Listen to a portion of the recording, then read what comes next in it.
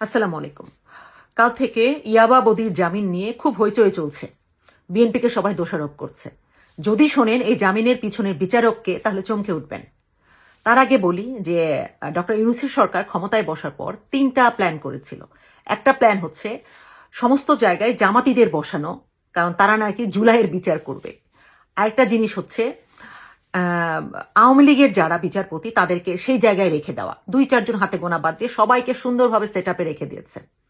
আরেকটা জিনিস হচ্ছে ২৫ সালের নভেম্বর মাসে তারা বিচার বিভাগ থেকে শাসন বিভাগ বা নির্বাহী বিভাগকে সম্পূর্ণ আলাদা করেছে, যাতে বিচার বিভাগের ওপর সরকার কোনো হস্তক্ষেপ করতে না পারে।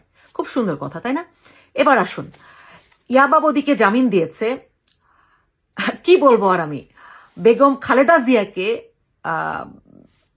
এতিমের টাকা আত্মসাতের মতো জঘন্য মিথ্যা মামলায় গ্রেফতার করার নির্দেশ দিয়েছিল যে বিচারপতি, সেই কামরুল হোসেন মোল্লা। সেই কামরুল হোসেন মোল্লা যে খালেদা জিয়াকে গ্রেফতার করার নির্দেশ দিয়েছিল, সেই লোককে ডক্টর ইউনূসের সরকার তার জায়গায় বসিয়ে রেখেছে। শাস্তি দেয়া তো দূরের কথা, এবং সেই লোক বদিকে কালকে জামিন দিয়েছে। অবাক হচ্ছেন? অবাক হওয়ার কিছু নেই, কারণ ইন্টারিম সরকারের একমাত্র শত্রু ছিল বিএনপি, এবং তারপরে ছিল আওয়ামী লীগের ছোটখাটো কোনো কেউ, এরকম শুধু হাসিনা বা হাসিনার ফ্যামিলি, এইটুকু। বাকি আওয়ামী লীগের কেউ ইন্টারিমের কোনো শত্রু না, তাদের একমাত্র শত্রু ছিল বিএনপি।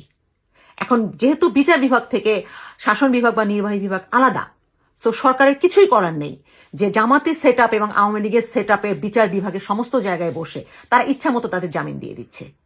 তো ইয়াবা বদির জামিন নিয়ে অবাক হওয়ার কিছু নেই, সামনে আরো দেখবেন আরো এরকম জামিন হতে থাকবে আওয়ামী লীগের লোকজনের। দয়া করে বিএনপির দিকে আঙুল তোলার আগে খোঁজ নেন জামিনগুলো কারা দিচ্ছে। আওয়ামী লীগ আসলে কিন্তু আপনারা কেউ বাঁচতে পারবেন না। যে গুপ্ত আওয়ামী লীগের ভিতরে ঢুকেছিলেন, আওয়ামী লীগ কিন্তু আপনাদের পরিচয় জেনে গেছে। সো তারা কিন্তু বিএনপিকে কচুকাটা করার সাথে সাথে আপনাদেরও ধরবে। সো খুব সাবধান, হ্যাঁ খুব সাবধান। আল্লাহ হাফেজ।